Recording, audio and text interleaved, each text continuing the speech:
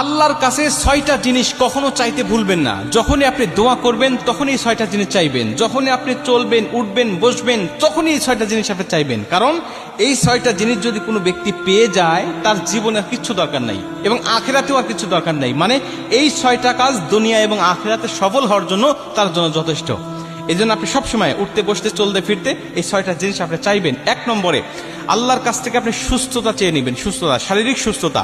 শারীরিক সুস্থতা যে কত বড় নিয়ামত, এটা মানুষ অসুস্থ না হলে বোঝে না।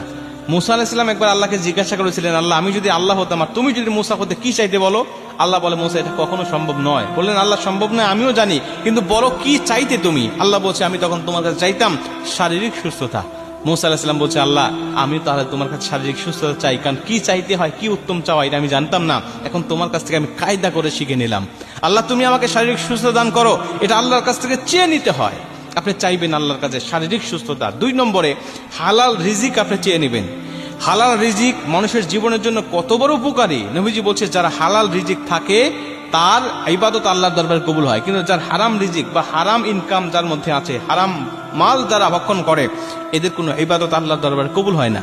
আর হালাল রিজিক দুনিয়াতেও মানুষকে সুখময়, শান্তিময় জীবন দেয় এবং পরকালেও আল্লাহ পাকের জান্নাত সে পেয়ে যায়। এজন্য হালাল রিজিক ইনকাম করার চেষ্টা করতে হবে এবং আল্লাহর কাছ থেকে চেয়ে নিতে হবে।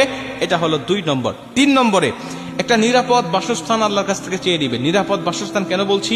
এটা আল্লাহ পাকের পক্ষ থেকে একটা নিয়ামত। কারণ যেই ঘরে মানুষেরা দিন পালন করতে পারে না, ভালো পর্দার ব্যবস্থা নাই, মেয়েদের পর্দার কোনো ব্যবস্থা থাকে না, নামাজের কোনো ব্যবস্থা থাকে না, যেই ঘরটা চতুর্দিকে খোলামেলা বা কোনো রকম ইসলামের গণ্ডির মধ্যে পড়ে না, এই বাসস্থান নিরাপদ নয় বা এই বাসস্থান আল্লাহ পাকের পক্ষ থেকে কল্যাণকর নয়। এই জন্য কল্যাণকর বাসস্থান আল্লাহর কাছ থেকে চেয়ে নিতে হয় যে, আল্লাহ, তুমি আমাকে নিরাপদ বাসস্থান দাও। কারণ দুনিয়াতে থাকতে গেলে, দুনিয়াতে চলতে গেলে একটা নিরাপদ বাসস্থান মানুষের মৌলিক চাহিদার মধ্যে পড়ে এবং এটা খুব প্রয়োজনীয় একটা বিষয়। 4 নম্বরে নেককার স্বামী অথবা স্ত্রী। সে যদি মেয়ে হয় তাহলে নেককার স্বামী চেয়ে নিবে, সে যদি ছেলে হয় তাহলে নেককার একজন স্ত্রী চেয়ে নিবে। কারণ নেককার স্বামী স্ত্রী যার কপালে পড়ে, যার থাকে, তার দুনিয়াটাও জান্নাতি সুখ মনে হয় এবং কিয়ামতের ময়দানেও সে জান্নাতে যাওয়ার জন্য তার জন্য সহজ হয়ে যায়। কারণ নেককার স্ত্রী সর্বসময় স্বামীকে দিনের পথে চলতে সাহায্য করে। নেককার স্বামী তার স্ত্রীকে দিনের পথে চলতে সাহায্য করে। আর বদকার স্বামী স্ত্রী তারা নিজেরাও বদকার, নিজেরাও জাহান্নামের পথে হাঁটে এবং তার জীবন সঙ্গীকেও জাহান্নামের পথেই সর্বসময় ধাবিত করে। এজন্য নেককার স্বামী স্ত্রী চেয়ে নিবেন। এটা আল্লাহ পাকের পক্ষ থেকে বিশাল একটা নিয়ামত। যার নেককার স্বামী স্ত্রী আছে তার দুনিয়াটাই জান্নাতি সুখ এবং শান্তিময় হয়ে যায়। এটা হলো 4 নম্বর।